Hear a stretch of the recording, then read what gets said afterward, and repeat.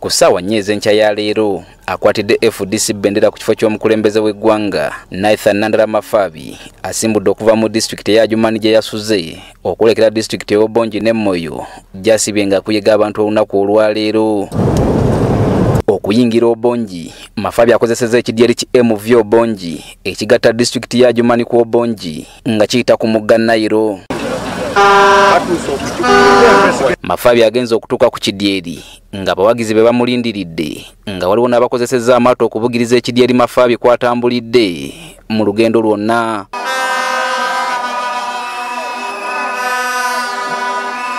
Ng'ekidyeri kakijje kigobe ku lubalama oluyingira district y'Obongi, Mafabi nawe asanze bamulindiridde na ssanyu ng'endongo esindogoma kw'ossa ababbandi ababadde obulindaala ate nga n'abanyenya ku galiba enjole tebalutumidde mwana.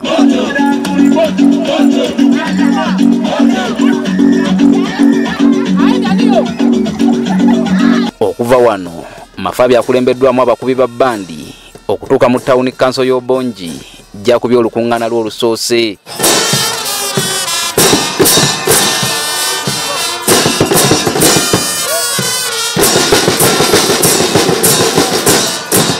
Abantu abawangalira mu district y'Obongi babulidde Mafabi okusoomozebwa kwe bayitamu okutuuse n'okubalowoozesa nti gavumenti ya NRM yandibanga yabajjako ebirowoozo. Our road is in bad condition. You know, when you be going to Moyo right now, you will see that it is rainy season, so the roads are actually bad.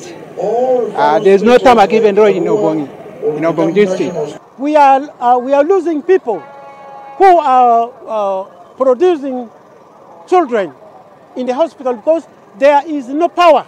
Bano bagamba ekyokuba nti district yonna tesimbibwangamu wadde omuti gw'amasannyalaze tekisanyalaza mirimu gyokka wabula n'ebyempuliziganya byafuuka bizibu. When people call us, sometimes our phones are off. They think we put them off because of other reasons, simply because their battery is not charged. Ekisinga okubaluma kwe kuba nti ebibasoomooza byonna gavumenti ebimanyi bulungi nga n'abakulembeze okuli ne President Museveni baze babasuubiza okubigonjoola nga ke bajje bakizuule nti ebisuubizo bino byandibaakanyeebwa okubafunamu obululu. How many years will it take NRM government to bring power here in Obongi? How many years will it take government of the Republic of Uganda headed by the President Museveni to bring power to connect us to the national grid? Last time when Museveni came here, he said he's going to do that. But I know that's the trick. Bano Mafabi abategezezza nti Uganda erina bulungi ensimbi ezimala okukola ku nsonga zaabwe wabula obuzibu buva ku bakulembeze ab'ekibogwe be basindika okubakiikirira. So my mother and fathers in parliament, we have a canteen where MPs go to eat food. So majority of the MPs you send, instead of going to work for you, they're in the canteen eating food, and one of them was your former this current MP. So I want to plead with you, people who can bring development in your region is Fungaro, not people who go to eat food and satisfy their stomach.